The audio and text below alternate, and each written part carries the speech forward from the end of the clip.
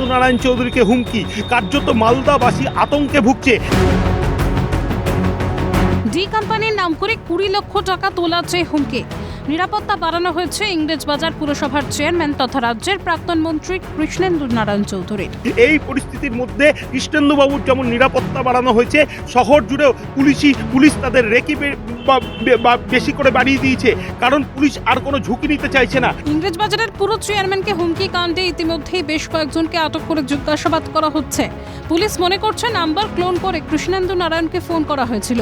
হুমকি ফোনের পিছনে ডি কোম্পানি বা দাউদ গ্যাংয়ের ভূমিকা কতটা তাও খতিয়ে দেখা হচ্ছে। তবে কোনো ফেক নাম্বার ইউজ করে এই ফোন করা হতে পারে বলেই পুলিশ সূত্রে খবর। বস্তুত দুলাল সরকার খুন থেকে রাজ্যের প্রাক্তন মন্ত্রী সাবিত্রী মিত্রের কনভয় ধাক্কা। চলতি বছরে মালদহের প্রথম সারির তৃণমূল নেতাদের উপর আক্রমণ নেমে এসেছে। আতঙ্কে ভুগছেন ইংরেজবাজারের মানুষজন। তো আমরা মালদাবাসী হিসেবে বা মালদা শহরের বাসিন্দা হিসেবে খুব আমরা আতঙ্কিত যে পুলিশ প্রশাসন যদি ঠিকঠাক কাজ করতো, পুলিশ প্রশাসন যদি ঠিক থাকতো তাহলে এইসব ঘটতো না। এবং মালদা জেলার ভবিষ্যতে মালদা জেলার যদি প্রশাসন ঠিকঠাকভাবে কাজ না করে মালদা জেলা কিন্তু আরও দিন দিন অবনতি হবে। কিষানদা অত্যন্ত প্রভাবশালী একজন নেতা, তার কাছে যদি এরকম ধমকি আসে তো সাধারণ মানুষ কি করে চলবে? আমরা খুবই আতঙ্কে আছি এবং সাধারণ মানুষ এবং যারা বিজনেসম্যান তারা প্রত্যেকে আতঙ্কে আছেন।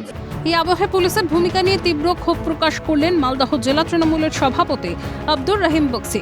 হুমকি দিয়েছে, প্রাণনাশের চেষ্টা করেছে।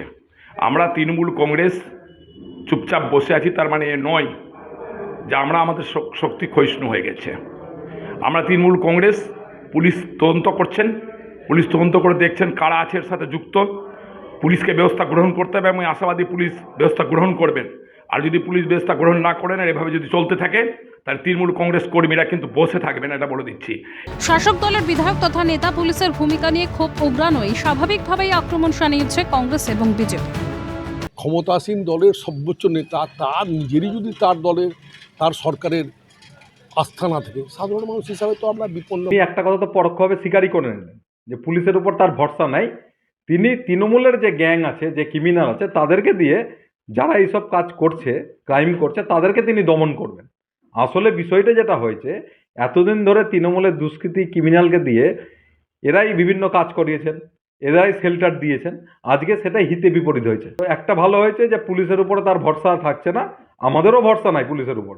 এবং এটা পরিষ্কারভাবেই আমরা বলছি যে রাজ্যে পুলিশ কোনো কাজ করছে না, ল অ্যান্ড অর্ডার মালদা জেলায় নাই। তবে কোনো ফেক নাম্বার ইউজ করে এই ফোন করা হতে পারে বলেই পুলিশ সূত্রে খবর। মালদা থেকে ক্যামেরায় উদয় মণ্ডলের সাথে শুভক লাইরি, ক্যালকাটা নিউজ।